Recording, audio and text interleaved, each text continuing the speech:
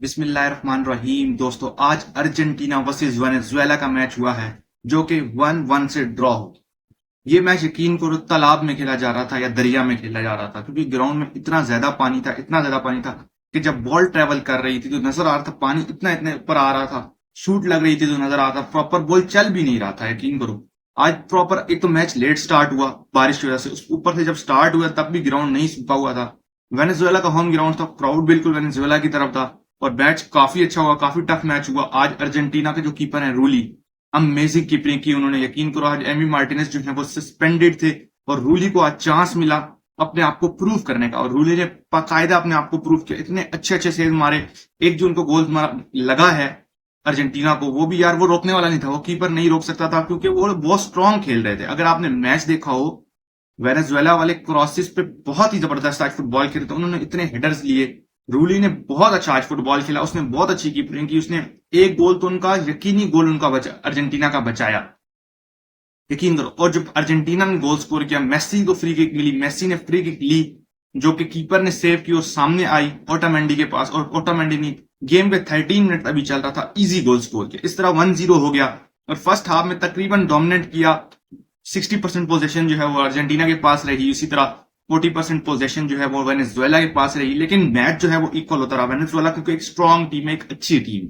Second half जब शुरू हुआ तो वेनेजुएला ने काफी अच्छे अटैक करना शुरू किया और उन्हें एक गोल भी मिला 65 मिनट में। Amazing play, amazing header, proper header जिसे नहीं कहते, मतलब पूरा सर घुमा के जंप लेके प्रॉपर हेडर स्कोर किया और मुझे गोल देख के बड़ा मजा आ गया। अर्जेंटीना की डिफेंस आज मुझे अच्छी नहीं लगी यार, रोमेरो में डिफेंस में नहीं थी, आज पेजेला खेल रहे थे, ओटोमेंडी ने आज अच्छी डिफेंस की, टेग्लिफिको खेल रहे थे, मोलिना खेल रहे थे, लेकिन मुझे आज इतनी अच्छी डिफेंस नहीं लगी, लेकिन फिर भी काफी बेहतर डिफेंस थी। मैं ये नहीं कह रहा कि बिल्कुल अच्छी डिफेंस नहीं थी, लेकिन फिर भी पहले जिस तरह अर्जेंटीना की डिफेंस होती है उस तरह नहीं थी, सही है, मैं ये कहना चाह रहा हूं। उसके बाद मिडफील्ड पे एंजो फर्नांडिस खेल रहे थे, रोड्रिगो डिपॉल खेल रहे थे, लो सेल्सो खेल रहे थे और अरमेंडा खेल रहे थे। अरमेंडा का गेम, एंजो फर्नांडिस का गेम और लो सेल्सो का गेम मुझे इतना आज पसंद नहीं आया। इन्होंने आज उस तरह नहीं खेला जिस तरह ये खेलते हैं, जबकि रोड्रिगो डिपॉल जिस तरह अपने आप को स्टॉप करके प्रॉपर जगह लेके कैसिमेरो जिस तरह खेलता है उस तरह जो है ये खेलते हैं। मुझे बड़ा पसंद है रोड्रिगो डिपॉल का गेम। ये रुकते हैं, जगह देखते हैं, प्लेयर्स को स्टॉप करते हैं, अपनी जगह को ना अपनी जगह को फिट करके खेलते हैं, मतलब अपना जो सर्कल है ना जहां पे इनके पोजीशन है राइट पे, राइट में, वो जगह नहीं देते किसी को खेलने के लिए। मतलब मुझे इस चीज की ये बड़ी पसंद है। लियोनेल मेसी तो फिर लियोनेल मेसी है, मैं उनके बारे में क्या बात करूं। आज तालाब बना हुआ था, दरिया बना हुआ था ग्राउंड, लेकिन लियोनेल मेसी ने कसम खाई हुई है कि वो हमेशा अच्छा ही खेलेंगे भाई, Lionel Messi. And Julian Alvarez ने भी आज एवरेज गेम खेला, मुझे इतना ज्यादा पसंद नहीं आया। अल्मांडा ने भी अच्छा गेम नहीं खेला। जो अर्जेंटीना की तरफ से जो सबसे अच्छा 3 प्लेयर्स ने गेम खेला उसमें निकोलस ओटामेंडी आते हैं, रूली आते हैं, पॉल आते हैं और मेसी तो आते ही हैं, ठीक है, 4 प्लेयर्स मैंने बता रहे। इस तरह अगर आप वेनेजुएला की टीम की बात करें यार, उनके पास जो हाइट वाइज प्लेयर है ना, काफी ऊंचे कद के प्लेयर हैं और वो ना काफी अच्छा ना, मतलब डिफेंस पे भी हमारी जो डिफेंस है उसके कद थोड़े छोटे, आज रोमेरो भी नहीं खेल रहे, वो थोड़े छोटे कद के हैं और वो इजीली आगे हेडर ले रहे थे और उन्होंने ये चीज नोट कर ली थी मैच के शुरू में। पहले आपसे क्या हमें क्रॉसेस लेने, और वो जबरदस्त क्रॉस, उनका जो क्रॉसेस फेंक रहे थे दोनों राइट पे भी और लेफ्ट पे भी काफी अच्छे, जो राइट से आपको सोटेल्डो फेंक रहे थे, सवारिनो पासेस फेंक रहे थे, यकीन करो मुझे बड़ा पसंद आ रहा था, दोनों बहुत जबरदस्त पासेस फेंक रहे थे।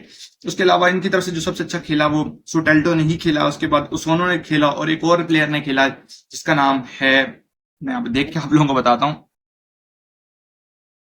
रूमो ने भी काफी अच्छा गेम खेला। इसी तरह जो चांसेस हैं, शूट्स हैं, वो ज्यादा हमारी वेनेजुएला ने काफी ज्यादा शूट मारी अर्जेंटीना के मुकाबले में, यकीन दो।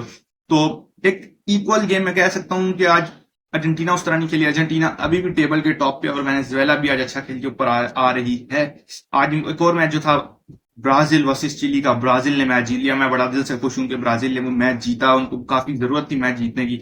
और अर्जेंटीना की अगर हम बात करें, अर्जेंटीना ने अपना पिछला मैच जो है वो लॉस्ट किया था, ये वाला मैच ड्रॉ कर दिया, तो अर्जेंटीना को अगला जो होम गेम है वो जीतने की जरूरत है ताकि वो अपना बहाल कर सके विनिंग स्ट्रीक जो उन्होंने 5 साल से रखी हुई, अब टूट गई थी, लेकिन होम की होम की वो अभी भी उनकी चल रही है 5 सालों की, तो उन्हें चाहिए कि वो जीते और उसके बाद अर्जेंटीना टेबल के टॉप पे, उसका तो कोई इशू नहीं बनेगा, लेकिन फिर भी अर्जेंटीना को चाहिए कि वो अच्छा फुटबॉल खेले। मेसी आपको पता है अभी MLS खेल के आ रहे हैं और जीत के आ रहे हैं, तो मेसी का रिटर्न हुआ अर्जेंटीना टीम में। मैच के बाद मेसी से जो कॉन्फ्रेंस होती है उसके अंदर पूछा गया तो वो कहते हैं अभी हम चाहते हैं हम हमारा जो अगला मैच है होम ग्राउंड में उसमें हमें मजा आएगा, हम अपने क्राउड के सामने खेलेंगे। दोस्तों, क्राउड जो होता है ना काफी डिफरेंस क्रिएट करता है। अगर आप ग्राउंड में जाकर आप लोगों ने कभी मैच देखा होगा, आप में से बहुत से लोगों ने मैच देखा हो भी होगा, होम क्राउड बहुत ज्यादा डिफरेंस क्रिएट करता है, शोर कर रहा होता है, आपको आपको पुश कर रहा होता है, आप और आपके अंदर एक जान आती है खेलने की, तो क्राउड बड़ा मैटर करता है होम ग्राउंड का। दोस्तों अगर आप लोगों को वीडियो पसंद आ रही है ना, तो वीडियो को लाइक कर दो, चैनल को सब्सक्राइब कर दो और बेल नोटिफिकेशन भी ऑल करना मत भूलना, ताकि जितनी भी न्यू वीडियोस आए ना वो आप तक सबसे पहले पहुंच सकें। तो दोस्तों यही थी आज की वीडियो। अगली वीडियो तक के लिए अल्लाह हाफिज।